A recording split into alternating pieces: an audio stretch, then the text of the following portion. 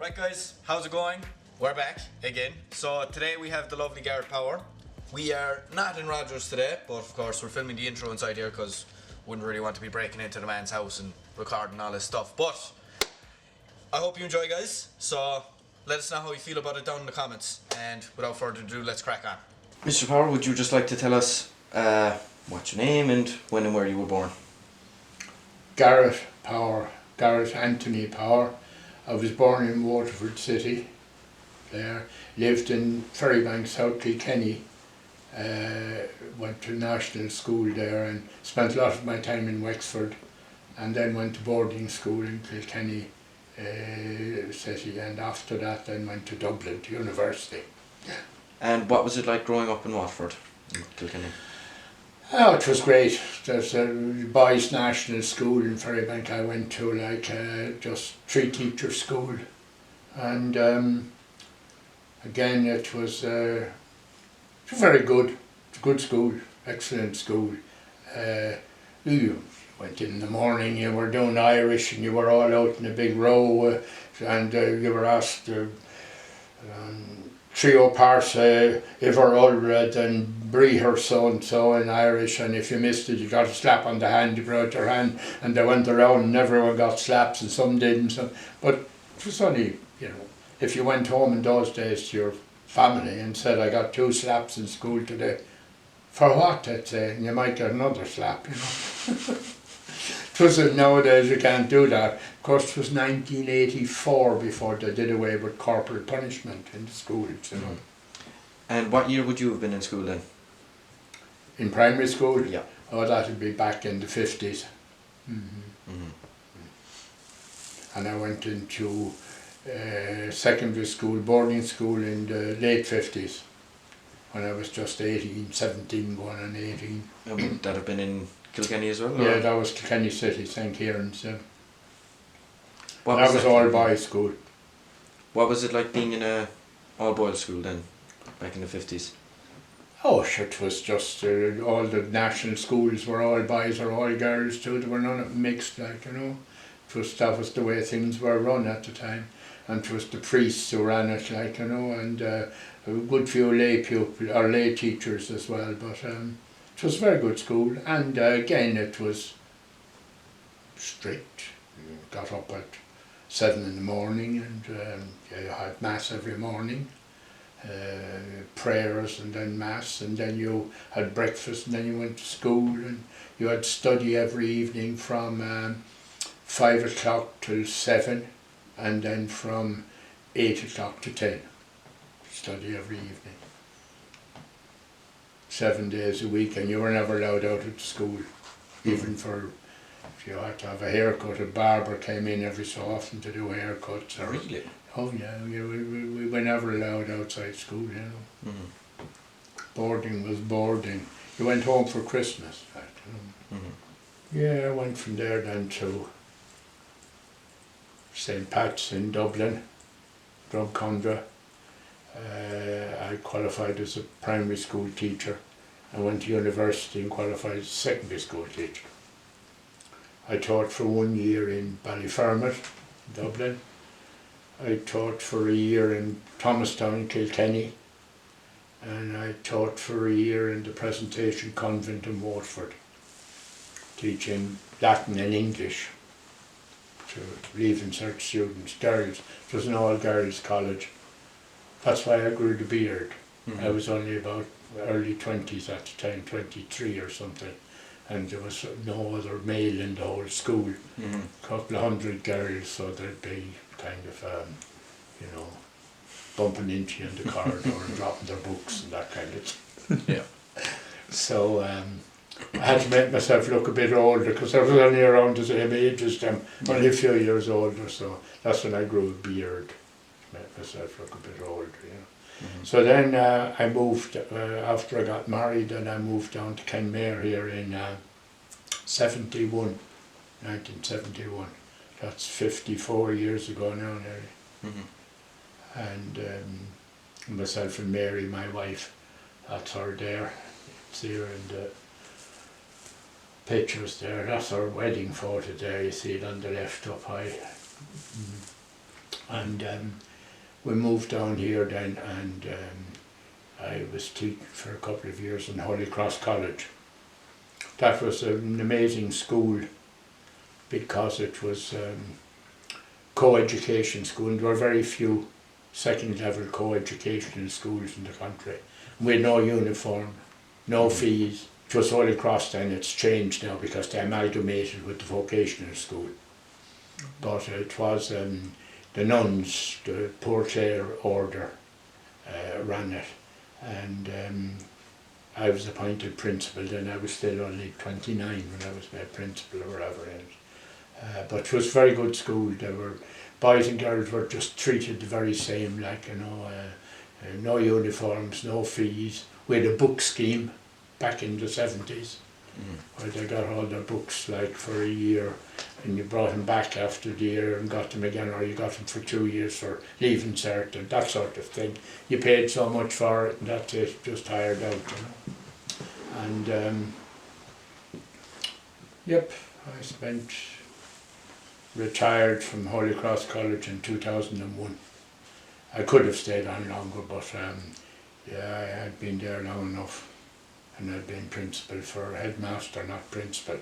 Headmaster they called it in those days, and I'd been there for, you know, 26 years or something, so it was long enough for not it was time for me to retire. Yeah. Were you happy about it, or did you? I was. The only really thing I missed from it was the interaction with the youngsters. And that's why, even though I didn't have to teach subjects, I always kept subjects for myself.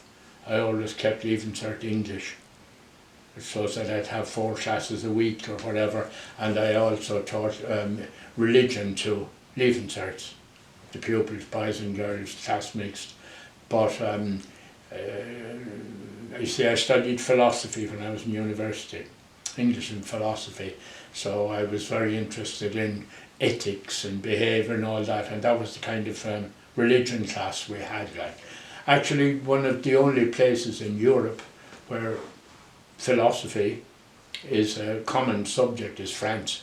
They teach it at second level because it's kind of about the development of people, it's about ethics, it's about behaviour, it's about respect, it's all the sort of things that are basic in Christianity.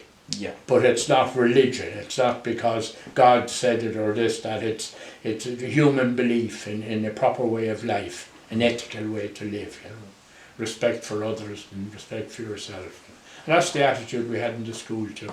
I mean, in my 30 years roughly in that school, I never had any problem with anyone really.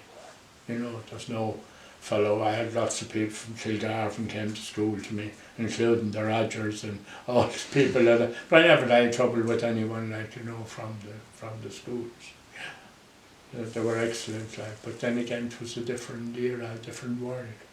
Youngsters had you see, the unit of society is the family. Yep. And it was very much more emphasis on the family then. I was only reading an article there earlier today about the pressure on women to go out and work. Yeah. And before there wasn't that pressure, you see. And that's why we had that referendum recently about women's place in the home. It shouldn't be. But they should have a choice. That's what it was about. Yeah. It wasn't that there should be or there shouldn't be. But now they don't have a choice because economically they're being forced out to work. And we're spending a fortune as a state on paying child carers and public bodies to look after children. Where's the best place in the world to look after a child? At home. In the home. And who's the best person in the world to look after a child? The parents. The parents. Yeah. You know.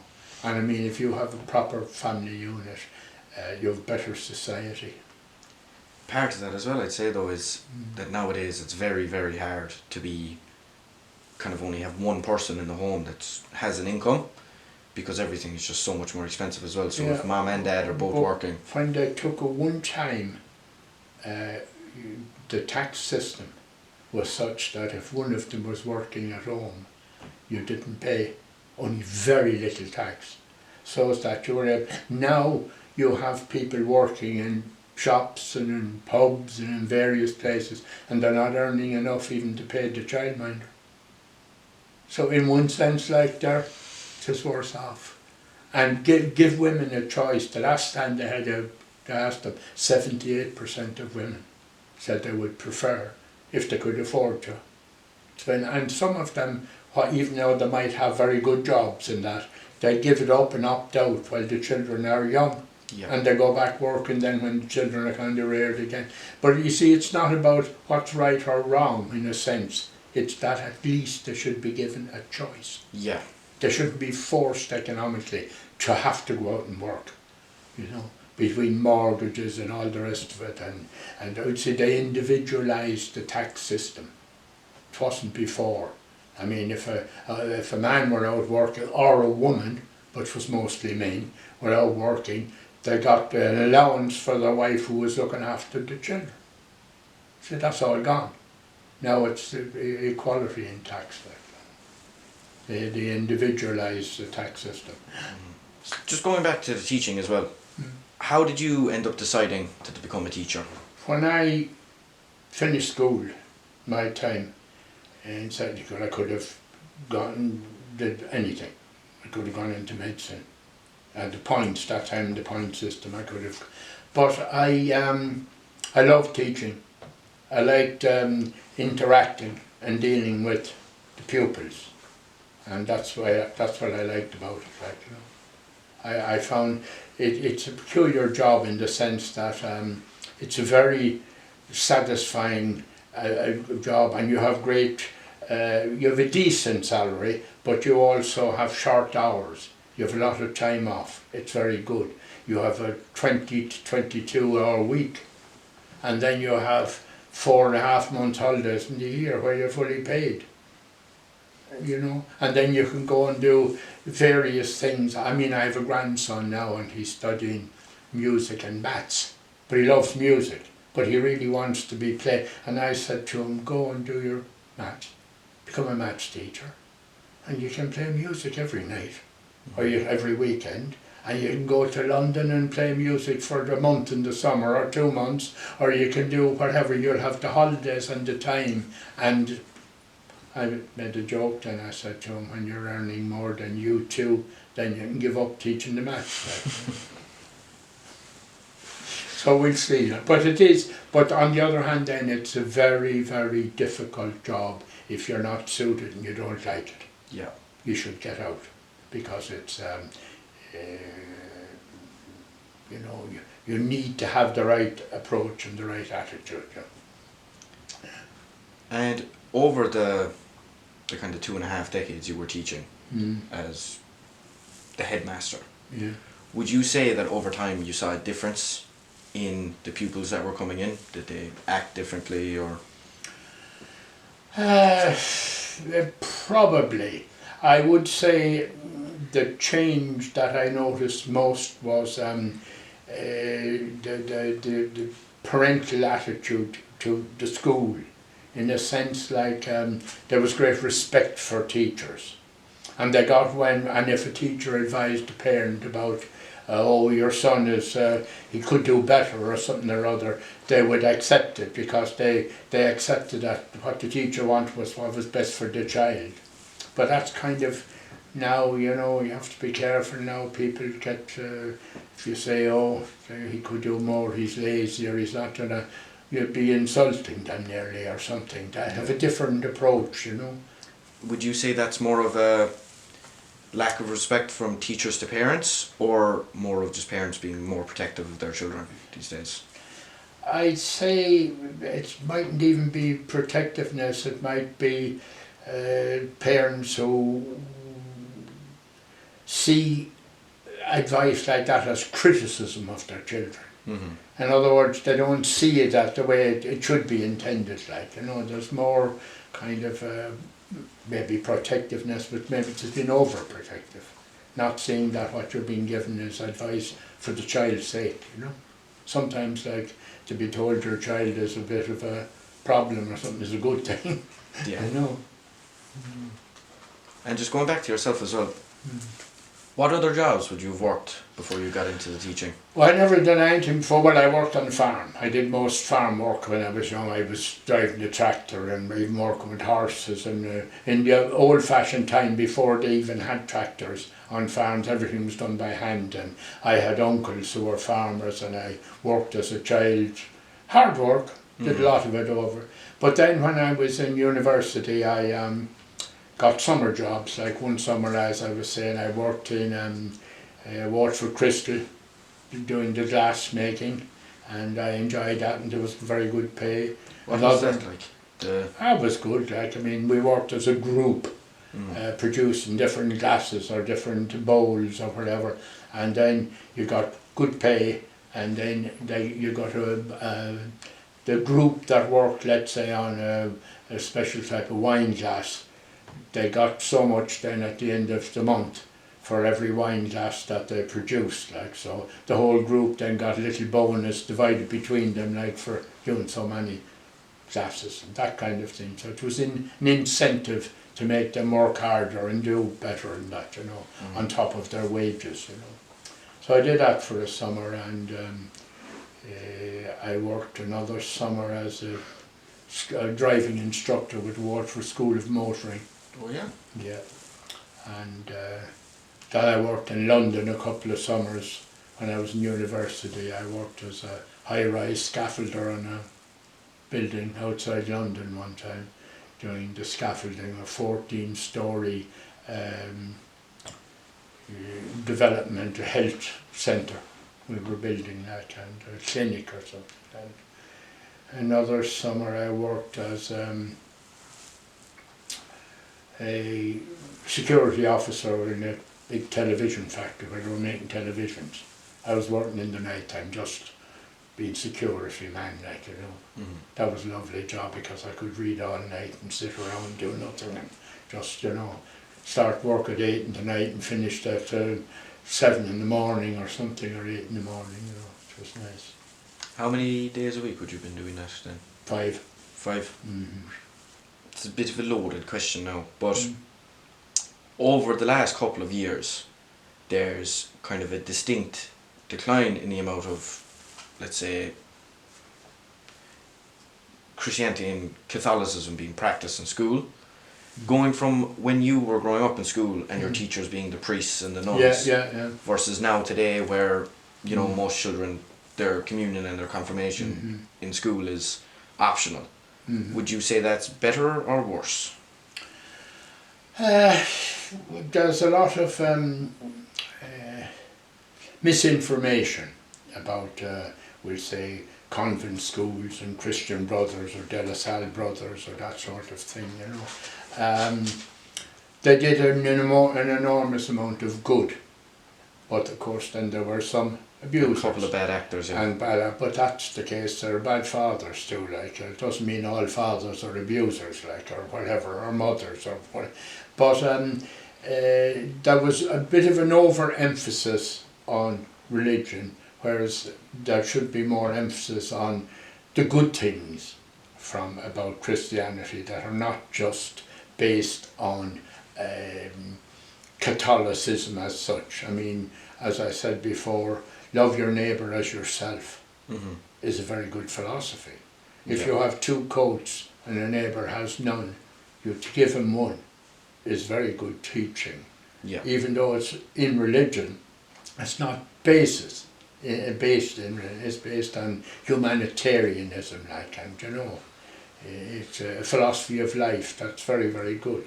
That's why there's an enormous amount of good in Christian philosophy that is not anything essentially to do with whether it's Catholic or Protestant or religion or not, you know. And that's the kind of thing that was good in this country, and that was preached, like, and it was done, like, now it was done with a Catholic basis, but it was a very good thing, like, you know, respect for authority and good behaviour and all that sort of thing, you know. Would there be any pupils from when you were teaching that, you know, they kind of stand out in the crowd? You can say that fella there now. Yeah, and for different reasons. I had pupils who were excellent. I mean, nearly every person in Kenmare is a past pupil of mine at this stage, and Kilgarvan and Sneem and whatever. And I had a lot of pupils who were doctors and business people and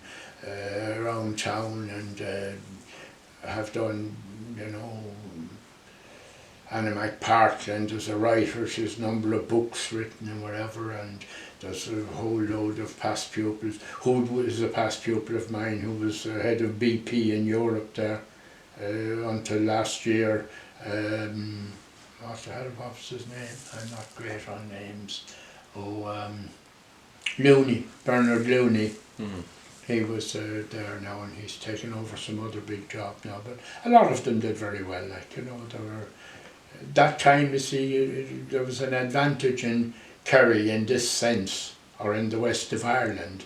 There were no jobs. Mm-hmm. In you take place like Kenmare and that, there were very few jobs. So when people went on to secondary school, they went on to go on to third level. I would have had a huge number went on to third level every year.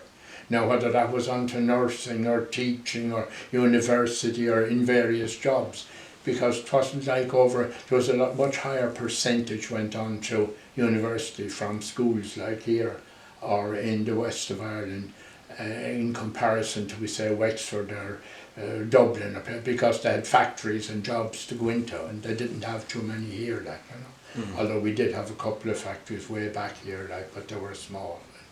Most youngsters went on to third level, you know, and did well. Talking about the teaching and how different the schools were when you were growing up and all that stuff, do you feel that the Ireland you grew up in shaped you as a person? And is there anything you would say take from when you were growing up that you don't see today? I would say there was probably more respect for teachers, parents. There was more interaction. There was probably a more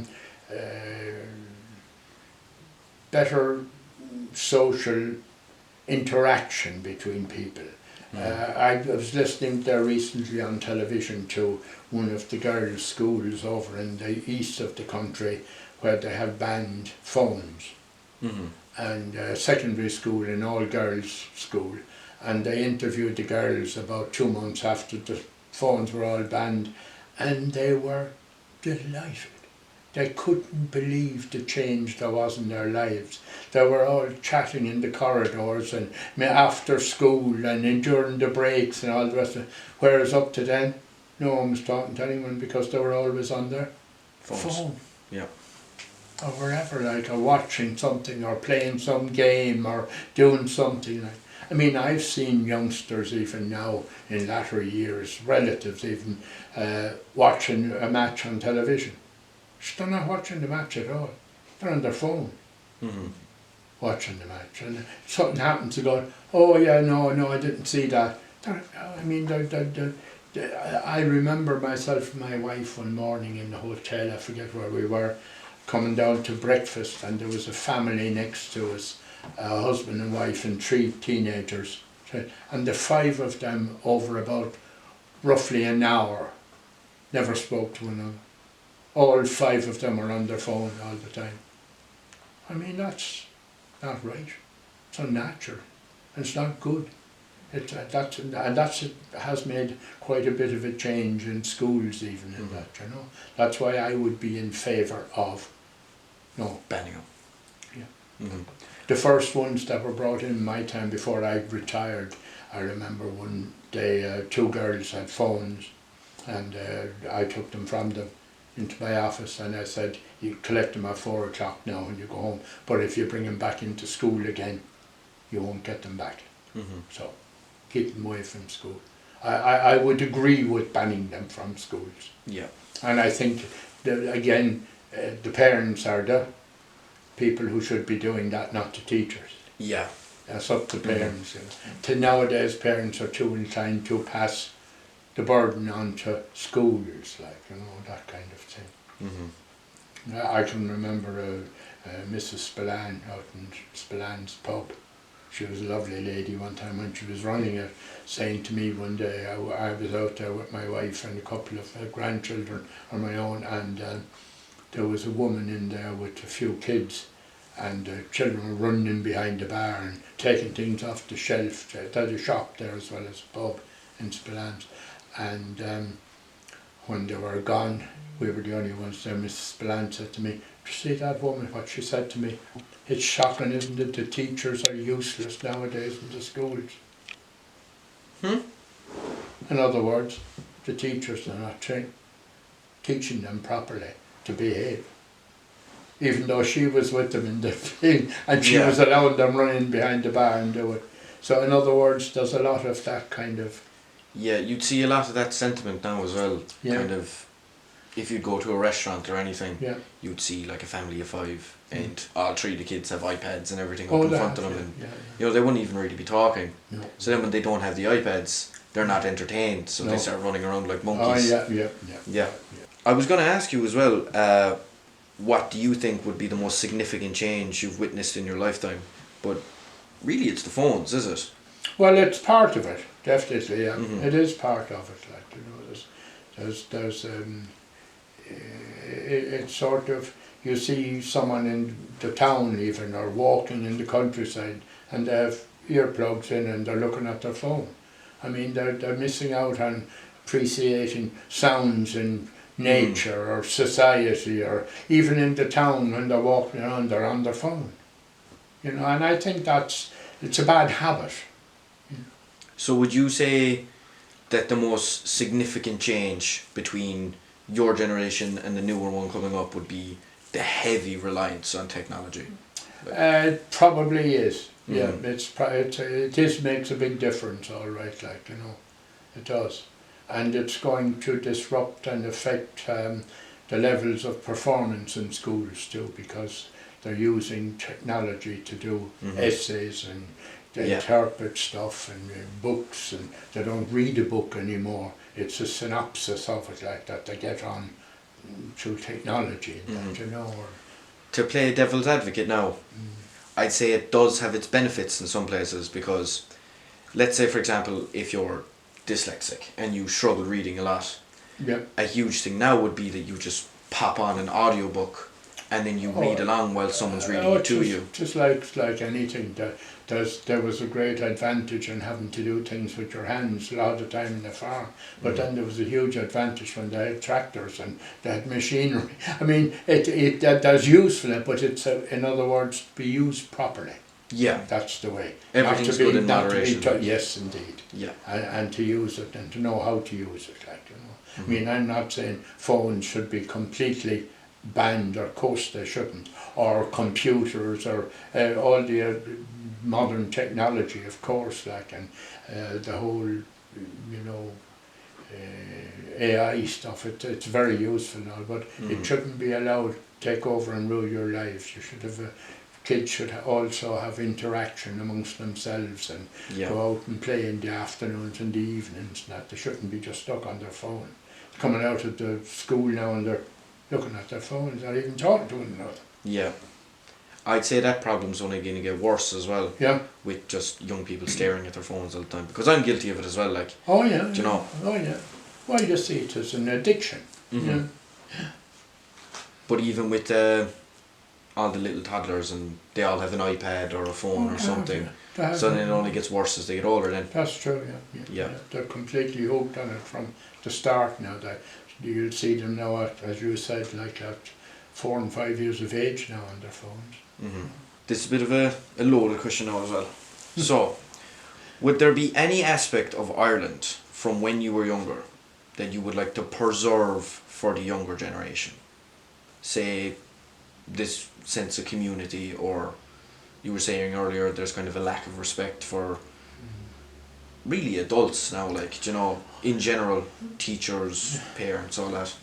Well, I don't know as there a lack of respect, but there's not the same. Yeah, there possibly is a change in society, and probably the biggest change is family life, in a sense, because the basic unit of society is the family, and that's not as recognised as it should be, and the emphasis kept on it, like, you know, I mean, there's sort of too much kind of indifference to the importance of family, you know. No, I mean, Ireland has improved in lots of ways, and there's better advantages for young people, and there's a good standard of living in the country, generally speaking, you know, and we have good employment, and there's full employment in that, and I know we have all sorts of people talking about the difficulties of immigration and that, but a lot of that sort of thing is good too, to have people coming in and sharing their attitudes and their backgrounds and whatever, because we're all living in a world, not just small individual nations, you know. And it's good for us to learn from other backgrounds and other nations and other nationalities and the Cultures interest they and- have, of course. You know, it's one of the great advantages that we have in Ireland that's not fully recognised, and that was the influence of England on us, and the fact that we have the English language, which is, if you like, the international language of commerce. Yeah. England. It is why we do quite so well, and so many people and big, you know, businesses come in here and that sort of thing. And of course then the Gaelic influence on England and on English and the English language, when we, from an Irish speaking nation, when we learned it, it influenced English, and the English that we speak, and the Irish version of English, like with Yeats and Synge and lots of the playwrights and poets, it influenced the English and made it totally different to the English they speak in places like Liverpool, like, for example, you know. Yeah. They are, although mind you, there's a lot of Irish in Liverpool too. Yeah. There is indeed, like there is in Boston and very in America, and there is. I was in Australia there now. I've been there quite a few times, and the Irish influence in Australia is huge in Perth and in Melbourne and places. It is really. I'd say it's only starting to grow now as well. I know there's what the basis for all that. An awful lot of it is, again, for which they're not given credit. Let's say the religious and the priests and the brothers and the religious orders of nuns, they educated all over the world. They set up educational things. I had an aunt, a brother, a sister of my father's, Dr. Garrett Power. She was honoured there recently in the OLA convent she died there a few years ago in Cork. She spent her life in Nigeria and founded 3 or 4 different schools and was honoured by the Americans and was on. But those people like her, spent their lives founding schools, teaching, working, and they spread and they educated Americans, Australians, Canadians. They were all over the world. And did an enormous amount of good, for which they're not given credit. Whenever you hear about the nuns or something nowadays, You hear the horror stories like. that's what, Yeah. the Magdalene laundries and all this stuff, like, and you know, for girls who are pregnant, who put them in there? Parents. Yeah. Yeah. And I mean, if the nuns they get an awful bad name for it. Now there were people who were bad, like, but by and large they did an enormous amount of good in orphanages and in schools. And I mean, you hear about the Christian Brothers or the De La Salle Brothers. They were brutes and they brutalised youngsters. You had things that were wrong, but by and large they did a fantastic job of educating generations. And without doing it for money, they worked for no salaries all their lives, most of them. Yeah. You know, they just got their food and their place to stay and maybe a small amount of, you know, but they never, you know. I'll tell you one story that was a short story when I was working on building site in London. Of course, when you were Irish, you were called Paddy. You see, I would be about 18, 19 maybe 19 or 20 at the time, like on holiday and that. And one day I was asked to clean out one of the big cement mixers. Huge big one, like, so I was inside and it sitting down with me chisel and hammer cleaning out the crusted cement inside it. And of course a couple of the smart Alex turned it on. Oh Jesus. And I went around 2 or 3 times, then they stopped it, like, you know. It's a good laugh, like, with the Paddy, like, who was working, that kind of thing. But there was no nastiness or viciousness in it, like, it was just a joke that could have gone wrong, like, you know. Yeah. Bit of crack, like. Yeah, exactly. Would you have any stories of saying how students who are, let's say, a bit of a messers, like, and because I've heard some stories myself of, you know, I work in my mother's pub, so I would hear some stories about, oh yeah, when I was a student of Mr. Power, you know. So I hope you didn't hear any bad things about me, no. I only heard good things about you. I know some of them. I remember, youngsters, like, would have disagreements about football or various games or that kind of thing, and you know, it's a little bit like the Burke thing. Now, I think that one of the biggest faults in the Burke thing is the principal allowing him to make a big issue. If a teacher came along to me and said, "Oh, Noel Foley wants to be called Noel from now on," or whatever, I would say, look, and I'm not going to, because there's only one distance. Look, will you please do your job?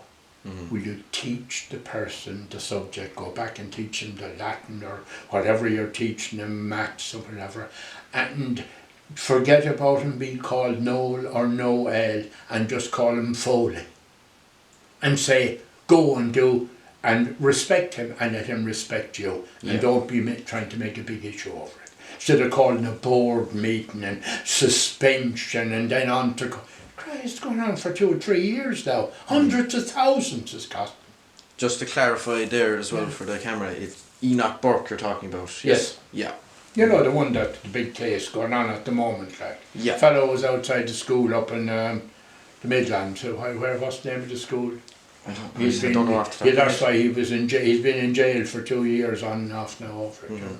That kind of thing. It's again, it's how you respect and handle people. Yeah. Talking to you as well, you mentioned that you were a playwright? No, play producer. Play producer, sorry. How did you get into producing the plays and all that? Sure, I was always I'm very interested in, we say, drama and poetry and all that sort of thing, sounds even in that, but when I came here first there was no youth club. Yeah. And myself and Father Jim Kennelly, who was a very young curate, he was just here at the time, we founded the youth club Kenmare. And one of the first things I did with the youth club then was to put on a play. And I got him, and we did one of Singh's plays, the Riders to the Sea. And they won some competition, youth club competition in the county, doing it and that, you know. But then I did a couple of plays. We built a small theatre in the school in Holy Cross.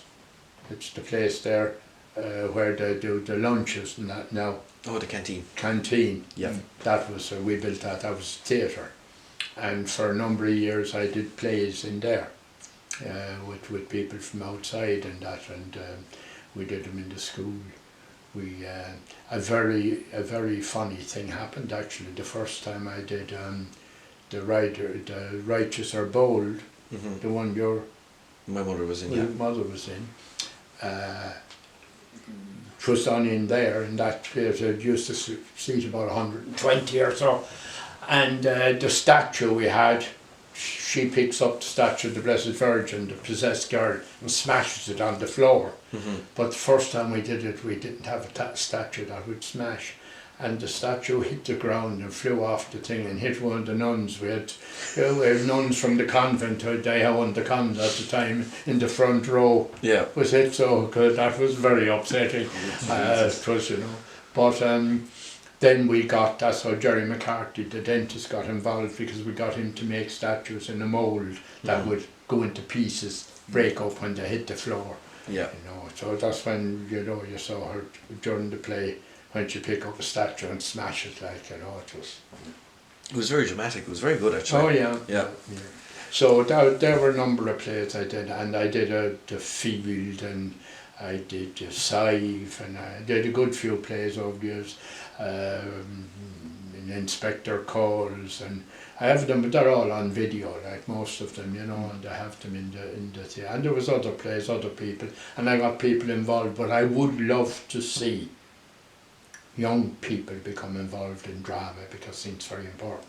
And I think it's neglected in second level schools, that during transition year or one of the years there should be a huge emphasis on drama, because youngsters learn to express themselves, to understand people, how they think, how they behave, how they get on with one another. It's probably one of the most useful and important methods of education that there is, to get people to get involved in drama and to act. Yeah. It's very good at helping people kind of come out of their shell and everything like that. Gives as well, them like confidence and Yeah. learn how to express themselves, and how to get on with people, and the different levels of reaction. And it's tremendously beneficial. Oh God, yes, it builds up your confidence and your self-expression, everything. It's funny, John B said to me one time that the best actors he has seen were mostly amateurs, because they were picked because they looked and suited and sounded the part, and then they spent a couple of months doing it, whereas a professional was just doing it like for money. Yeah. And he's also maybe doing 5 or 6 other ones at the same time, and he's just acting out the piece, and now there can be good in that, but that the best, what was his name, the fellow in the Field, Bull McCabe. Yes. The best Bull McCabe you ever saw, he told me, was a fellow up in the Midlands, an amateur actor that was acting in it, like, you know. And I've seen the same. I've been at some of the plays now. I went up with John B and the wife to one of them, both in Dublin. Himself and his wife invited myself and Mary up to it, and it wasn't as good as what we had done here at all. Professionals just sitting in for a night, whereas you take someone here who gets to maybe spend 2 months practicing and understanding, and get. I remember John B saying to me, "Oh, about so and so, that's the best I've ever seen," or so and so. They suit the part, you know. You pick someone who mightn't be a great actor, but he might be dull and boring. But what you want is someone who is naturally comes across as dull and boring. And they're perfect for the part. You know?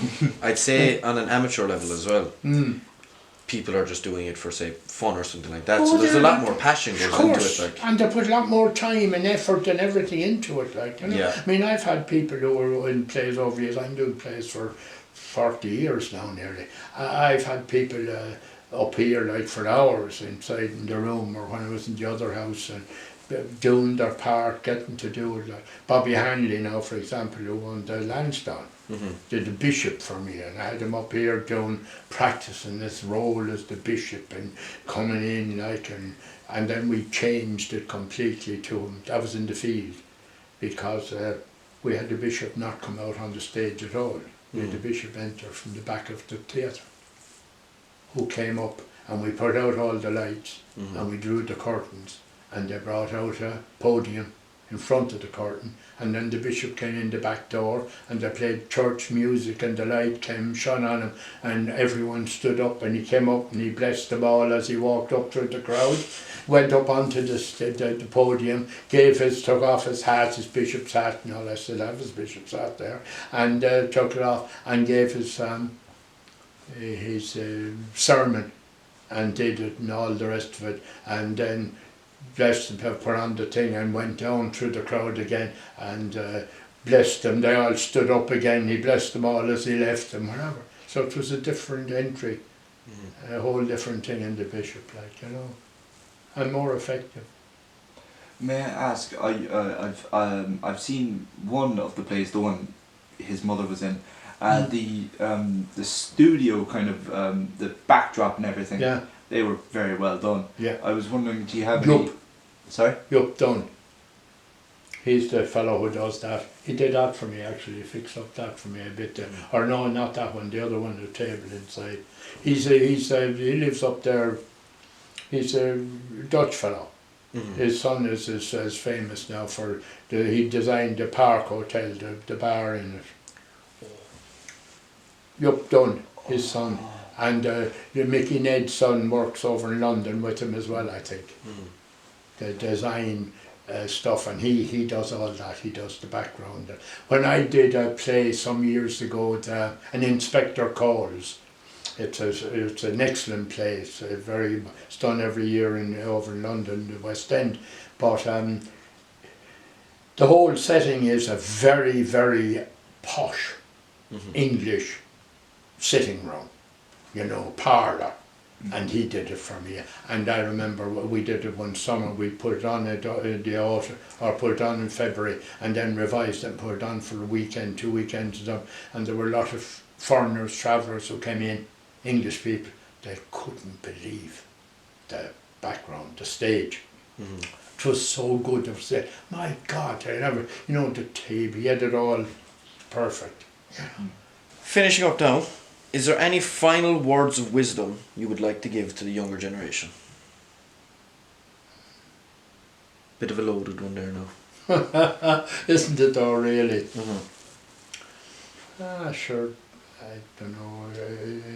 The basis for good living is respect for other people, like, and always be considerate, and if you respect other people, generally what happens is they respect you, and it works out well in that way, like, you know.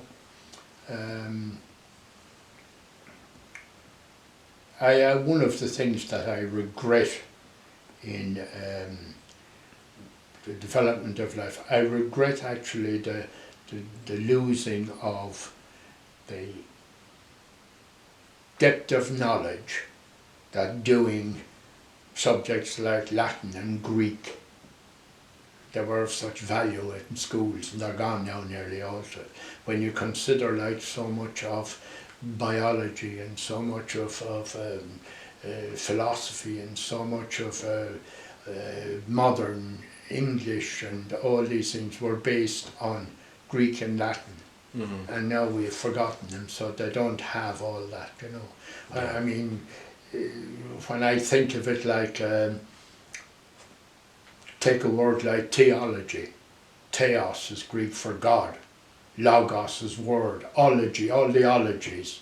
Gynecology, anthropology, any of these, they're all ologies, words about something. Like anthropology, anthropos is, it's not man, it's mankind. That's why we have all this confusion now about things like that. When they say, oh, it's just talking about men, in Greek they had two different words. Anthropos was mankind, ander was man, gunai was woman. Like gynecology, theology about women. Oh, that's very interesting. And all that, you know. Anthropology is theology, the words about mankind, humankind.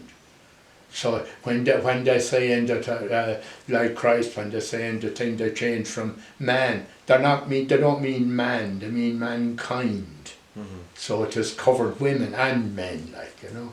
They had a different word, like, you know. A lot of words that were interesting, like, and I mean an awful lot of just to be very difficult to study any of the modern or any of the great poets like Milton or any of these without having a knowledge of Latin. And very same in medicine. For anyone doing medicine, there's so many words are based on, you know, even you take philosophy itself. Phileo is the Greek word to love. Philanthropology or philosophy. Sophos is wisdom. So phileo sophos is a lover of wisdom. Philosophy is to love wisdom. All, you know, that they were, there's an awful lot lost, even with people now who are doing, let's say, medicine or doing biology or something. An awful lot of the words, that's where the roots come from. And they give a better, fuller meaning to what the words are, you know.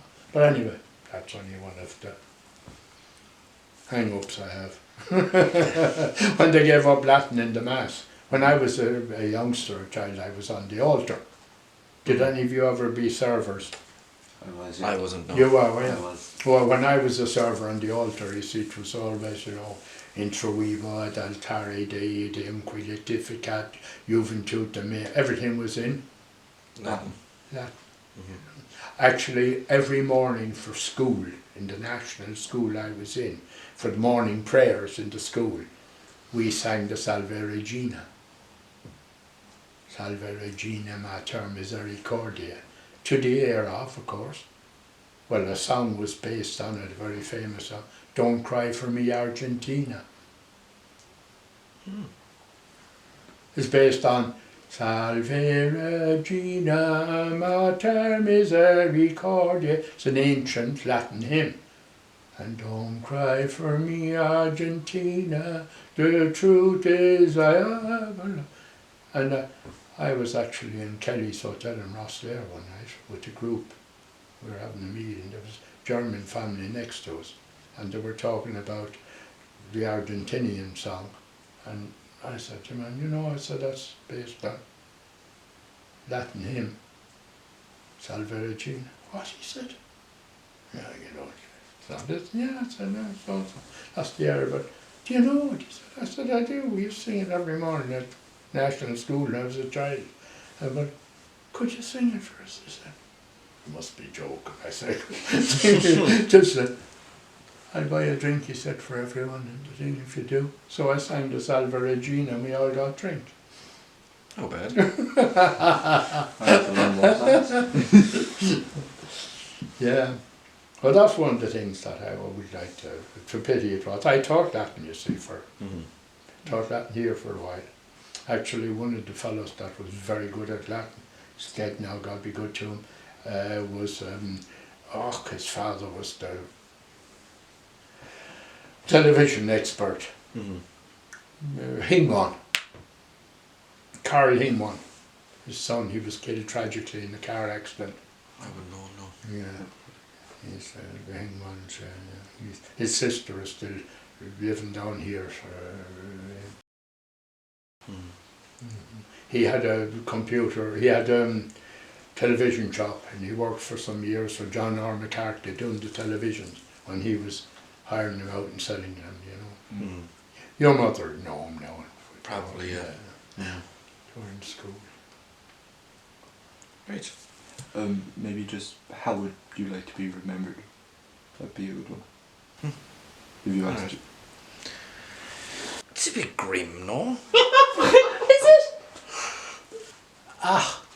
That's not something that I'd be all that bothered or worried about. We all do. If anyone want, I would like to be remembered as someone who enjoyed their job, who was always fair and did the right thing and was always good with, in the sense that I respected every child no matter what ability they had or what background they had, that in my eyes they were all equal. Boys, girls and wherever they came from, and I would always hope that I did the right thing and I never did any wrong. I might have done things and pulled their leg and said things and whatever, but I enjoyed that. But I always showed respect for them, and hopefully they would feel the same. That's what I'd like to remember. Thank you very much for joining us, Mr. Power. Not at all. You're welcome. Perfect. Anyway, you happy with all those lies I told you? Right, so guys, I hope you enjoyed that interview now with Mr. Power. I had a great time talking to him, you know, he's a very interesting man. Outro in Rogers, because, you know, I don't want to be sitting in his kitchen annoying him taking up his time. He kicked us out. He kicked us out. Yeah, follow our social medias: Instagram, Facebook, X, TikTok, Patreon, the whole job. Yeah, let us know what you thought about the interview. What are your thoughts on what Mr. Power had to say down below in the comments, of course. If you want to get in contact, you want to do an interview yourself, or you know someone who you think might be good for an interview, get in contact with us, see what we can make happen. And to add this as well, whatchamacallit, there is a new video coming out every 2 weeks from now on. So yeah, just every 2 weeks, make sure to pop in Untold Ireland, you know the drill. Yeah, I'll see you in the next one, lads.